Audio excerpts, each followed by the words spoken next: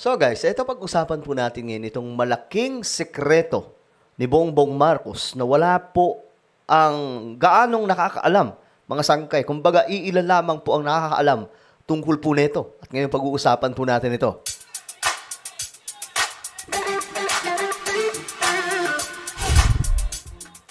Yo guys, what's up? This is me, Sangkay Janjan. I'm back for another vlog today. Kamusta po kayo mga kababayan? At ito nga po mga sangkay, pag-uusapan po natin ngayon, itong malaking sekreto ni Bongbong Marcos na marami po mga Pilipino ang hindi alam ito. Kasi nga po, di ba, nakatutok lamang po tayo mga sangkay sa mga issues, bardagulan at kung ano-ano pa. Ang nakakaligtaan po natin yung mga proyekto ng ating pamahalaan. Diyos mio marimar, first time po nangyari ito sa Pilipinas ha. Ulitin ko, first time po ito. Kaya naman, kahit DDS ka, kahit dilawan ka, kahit loyalista ka, kailangan mo itong malaman mga sangkay. Alright? Anyway, bago tayo mag-umpisa, paki-subscribe po muna yung ating YouTube channel. Ayan, tayo po ay road to 2 million subscribers na. So kung ikaw ay hindi po dyan nakakapag-subscribe at gusto mong mapabilang sa dumaraming mga solid sangkay, makikita nyo po yung subscribe button sa baba ng video na to. I-click nyo lamang po yung subscribe, i-click ang bell, at i-click nyo po yung all. Sa mga nanonood po sa Facebook, i-follow nyo po yung ating Facebook page. Okay. Sa walang pagtatagal, umpisan po natin to, mga sangkay. Eto nga po yan. Alam nyo ba na mayroon pong kauna-unahang cancer hospital sa Pilipinas? Marami ang hindi nakakaalam dito. Ngayon, mga sangkay, kung babalikan po natin ang kasaysayan ng ating bansa, ang mga Marcos po, kilala sa pagpapatayo ng mga higanting hospital sa Pilipinas, kagaya po nitong Philippine Children's Medical Center. Kailan po ito ginawa? Noong August 10, 1979, President Ferdinand Marcos Sr. signed Presidential Decree number 1631 creating the hospital known as Lungsod ng Kabataan in Quezon City to provide Filipino children. O, ayan mga sangkay. Ngayon, inspired by the 1979 International Declaration of the Rights of the Child with the theme, Mankind owes to the child the best it has to give. So ngayon mga sangkay, ito na po yan ngayon. Ayan. Ang pangalan dito ay Philippine Children's Medical Center. Ayan po, pinagawa po yan nila Ferdinand E. Marcos. Noon mga sangkay, ayan po, noong January 12, 1987, the hospital was renamed as Philippine Children's Medical Center or PCMC. Tatak Marcos po yan. Maliban dyan, guys, ito yan, kita niyo yan, Ferdinand E. Marcos. Maliban dyan, mga sangkay, ito rin po yung East Avenue Medical Center. O, ayan. 1978 naman po ito. Sabi po dito, mga sangkay, the East Avenue Medical Center was originally known as the GSIS General Hospital and was inaugurated by President Ferdinand Marcos and the First Lady on October 8, 1969.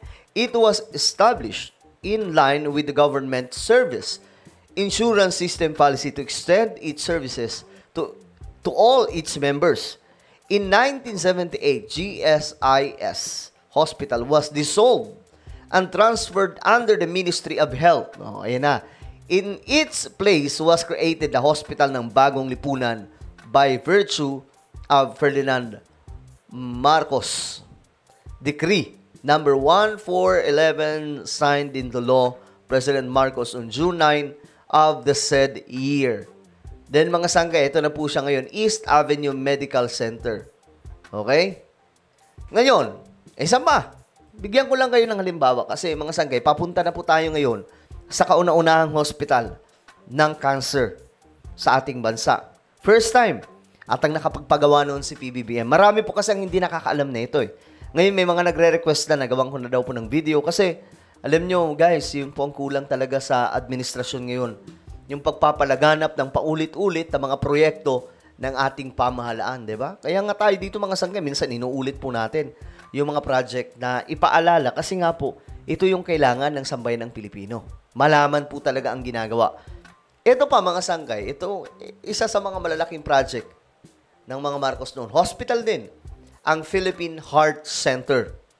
Di ba?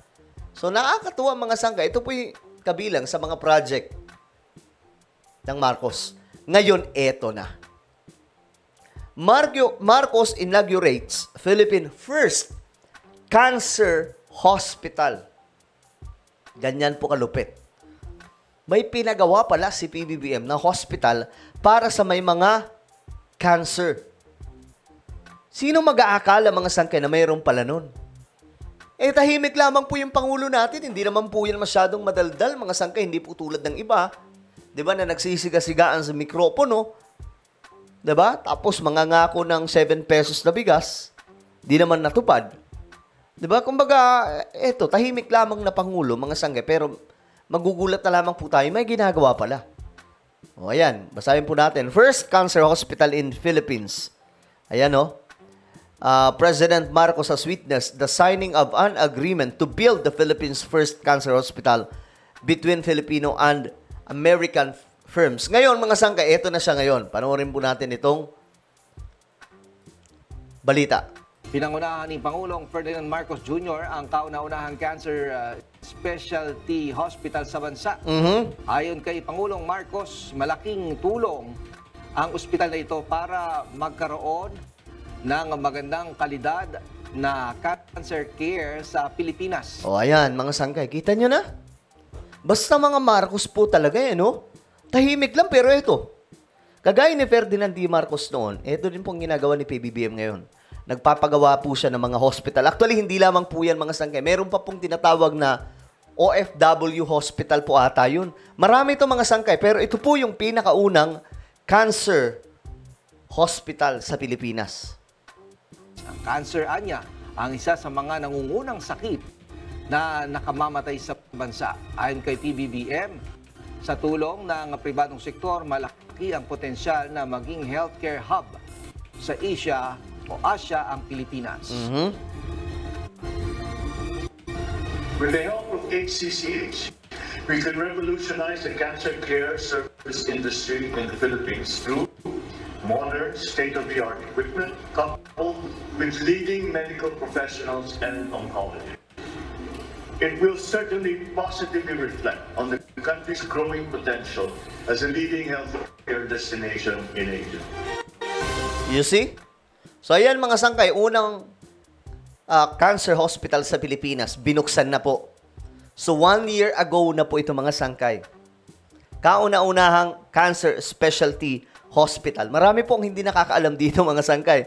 Kaya nga po nakakatawa, sinasabi po nila wala daw ginagawang presidente natin. Nako, kung alam nyo lang, hindi lang talaga madaldal yung presidente natin mga sangkay. Pero ayan po tingnan nyo po ito mga sangkay. Ayan po mismo yan, 1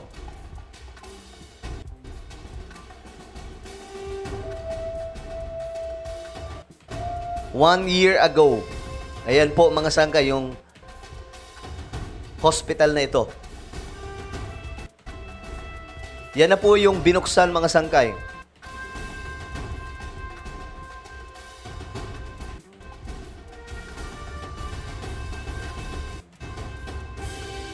Grabe, no? Kaya tayo mga sangkay, sa mga nagdududa dyan, akala po nila nabudol tayo. Hindi po talaga tayo nabudol. Alam nyo, ang nangyari lamang mga sangkay, kumbaga, si PBBM kasi kinaibigan niya po yung mga kabilaang kampo. Hindi lang talaga nagustuhan ng mga DDS yan. Kaya nga po panay ang dakdak ni former President Rodrigo Duterte. Kasi nga po yung mga kalaban ni former President Rodrigo Duterte, mukhang nagiging close si PBBM. 'Di ba? Ang problema lang sa mga DDS, sila po yung kumalas. Pero yung Pangulo natin po talaga yung nagtatrabaho Matindi po yung nagagawa. Sino mag-aakala na mayroon na palang ganitong klaseng hospital sa Pilipinas? 'Di ba? Uulitin ko po, ito po ay ang kauna-unahang cancer hospital sa ating bansa. Tatak Bongbong Marcos. Nagulat ka ba? Ano bang inyong opinion? Just comment down below. Mayroon po tayong YouTube channel, Sangkay Revelation. Hanapin nyo po ito sa YouTube. Kapag nakita nyo na, i-click nyo po yung subscribe, i-click ang bell, at i-click nyo po yung all. Ako na po yung magpapaalam. Mag-iingat pong lahat. God bless everyone. Mabuhay po kayong lahat.